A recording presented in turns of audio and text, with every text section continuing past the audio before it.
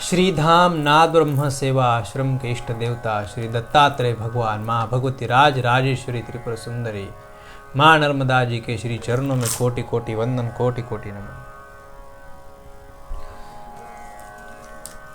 आज हम बात कर रहे हैं गुरु पुष्यामृत योग के विषय पर, और आज जो जानकारी दी जा रही है यह गुरु पुष्यामृत योग। एक साल में कई बार गुरु पुष्यामृत योग आता है, और इस गुरु पुष्यामृत योग के दिन अलग अलग ग्रह, नक्षत्र, तारे, इन सभी का अलग अलग पुण्य प्रदान, पुण्य फल मिलता है।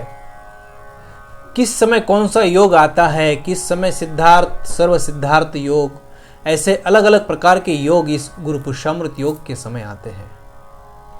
और इस गुरु पुष्यामृत योग के समय किए हुए कुछ उपाय हमारे जीवन में बहुत ही अविस्मरणीय ऐसे पुण्य प्रदान, पुण्य फल प्राप्त करते हैं, साथ में हमारा जीवन परिवर्तित कर देते हैं, पूर्ण जीवन। तो आज हम चर्चा कर रहे हैं गुरु पुष्यामृत योग के ऊपर। यह गुरु पुष्यामृत योग, यहां पर जो दिनांक बताई जा रही है वो केवल एक दिन के लिए ही नहीं, ये आने वाले सभी गुरु पुष्यामृत योग के लिए जानकारी दी जा रही है। परंतु समय और जो तिथि जो बताई जा रही है उसको इसी गुरु पुष्यामृत योग के लिए ही उपयोग में आएगा। उसका समय जो बता रहे हैं 25 अगस्त 2022 के दिन जो गुरु पुष्यामृत योग आ रहा है, इस 25 अगस्त 2022 के दिन प्रातः 5:25 से लेकर शाम को 4:17 तक का समय है। यह समय हर गुरु पुष्यामृत योग के समय पर अलग अलग समय आता है, अलग अलग तिथियों पर अलग अलग समय निर्धारित होता है। तो 25 अगस्त 2022 का हमने समय आपको बता दिया है, परंतु इसके आगे की जो जानकारी है, यह जानकारी आपको हर गुरु पुष्यामृत योग के लिए फल प्राप्ति देगा। तो इस समय हमें क्या करना है? गुरु पुष्यामृत योग गुरुवार के दिन आता है। हमें बुधवार के दिन रात्रि में विश्राम करने से पूर्व हमारे शयन कक्ष में, हमारे बिस्तर पर बैठे बैठे ही भगवान का स्मरण करना है। आंखें बंद कर उन्हें प्रार्थना करनी है। हमारे जीवन में जो भी समस्या है उसका निराकरण करने हेतु तो उनसे प्रार्थना करनी है। हाथ जोड़कर विनय पूर्वक उनसे प्रार्थना करनी है। जो भी समस्याएं होगी, वह आर्थिक समस्या होगी तथा किसी कार्य सिद्धि के लिए कर रहे होंगे, धन प्राप्ति के लिए कर रहे होंगे, बुद्धि के लिए कर रहे होंगे, बृहस्पति देव उनकी कुंडली में वक्री दृष्टि हो उसके लिए भी उनसे प्रार्थना कर सकते हैं, तथा घर में अनिष्ट हो रहा है उसके लिए भी हम प्रार्थना कर सकते हैं। और प्रार्थना करते करते हमें विश्राम की ओर जाना है। विश्राम के बाद प्रातः सूर्योदय से पूर्व उठकर स्नान करना है। स्नान करने से पूर्व हमें हल्दी मिश्रित जल, उस हल्दी मिश्रित जल से स्नान करने मात्र से हमारी आर्थिक समस्याएं दूर हो जाएगी। जिनके जीवन में आर्थिक समस्याएं हैं वे प्रातः सूर्योदय से पूर्व उठकर हल्दी मिश्रित जल से स्नान करना है। तत्पश्चात हमारे कुंडली में बृहस्पति वक्री होंगे, बृहस्पति के अशुभ फल होंगे, उसके लिए भी हमें उनसे प्रार्थना करनी है। इस जल मिश्रित, हल्दी मिश्रित जल से स्नान कर उन बृहस्पति देव को प्रार्थना करनी है कि हमें शुभ फल की प्राप्ति हो, ऐसी उन्हें प्रार्थना करनी है। सूर्य भगवान को हल्दी मिश्रित जल से अर्घ्य देना है और उन्हें भी प्रार्थना करनी है। जो भी मनोकामना होगी हमारी उस मनोकामना पूर्ति के लिए विनियोग कर, उनसे प्रार्थना कर सूर्य भगवान को जल अर्पित करें। केशर युक्त चंदन का हम तिलक लगाए, केशर युक्त चंदन मिलाकर हम महादेव के शिवलिंग के ऊपर हम लेपन लगाए, उनको केशर युक्त हल्दी युक्त मिश्रित दूध जल से अभिषेक कराए, उनको दीपक जलाए, पंच आरती जलाए और उनके समक्ष बैठकर प्रार्थना करें और उनसे हमें हमारी मनोकामना पूर्ति के लिए प्रार्थना कर कपूर की आरती कराए। तत्पश्चात ये सभी विधि हमें प्रातः करना है।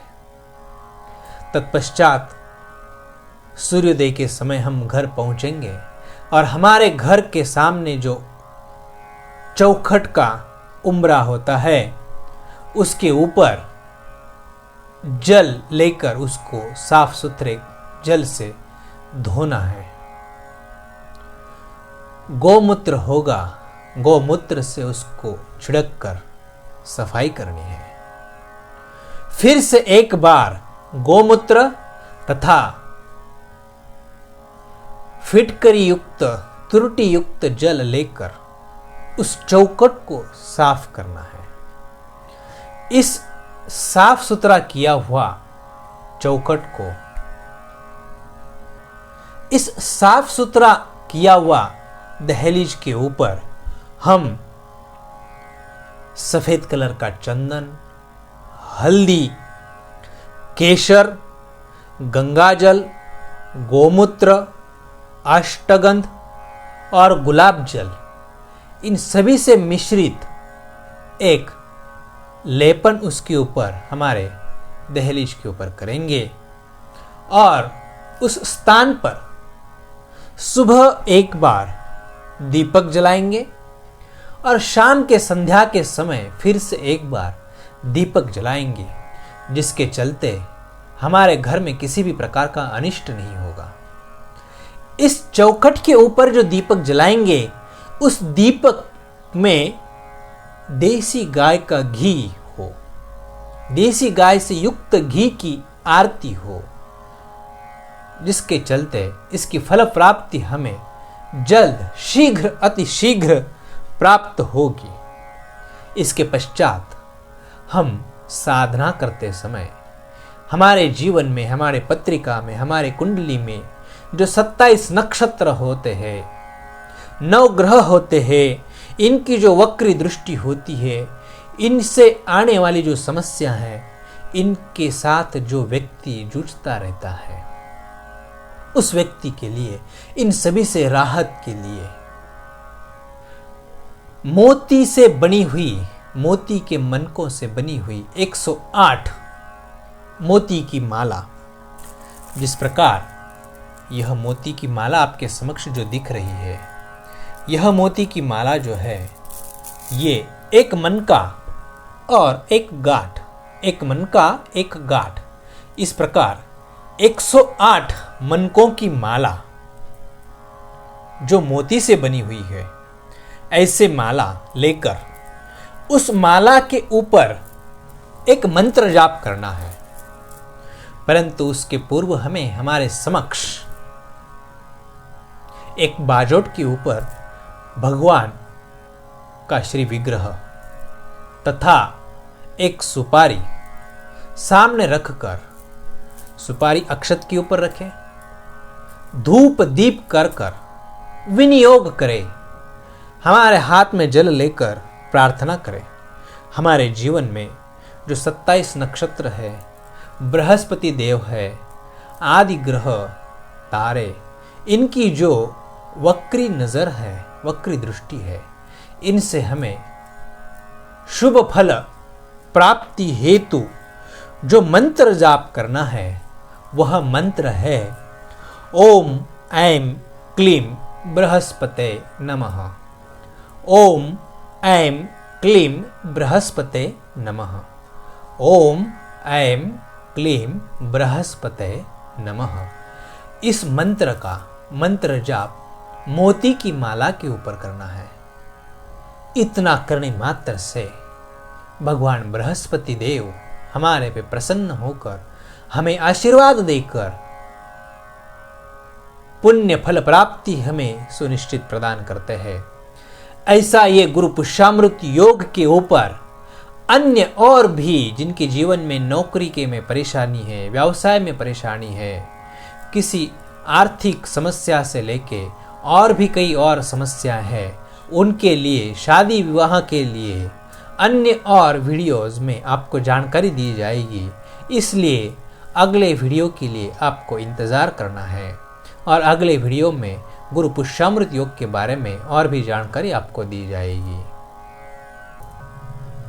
इस गुरु पुष्यामृत योग की जानकारी हम कितना भी बताएंगे तो वीडियोस और बड़ा बनता जाता है, जिसके चलते आपको और अगले वीडियो के इंतज़ार में श्रीधाम आश्रम के इस YouTube चैनल को सब्सक्राइब करना आवश्यक है तथा अन्य जानकारी के लिए इस YouTube चैनल को सब्सक्राइब करके WhatsApp group, Facebook channel, YouTube channel, अन्य किसी ग्रुप्स में आप भेजकर इंस्टाग्राम आदि द्वारा प्रचार प्रसारित कर सकते हैं, जिसका पुण्य फल प्राप्ति आपको और भी मिलेगी, ताकि आप जो साधना किसी को बता रहे हैं उस साधना का निमित्त आप बन सकते हो और आपको उसकी फल प्राप्ति सुनिश्चित होगी।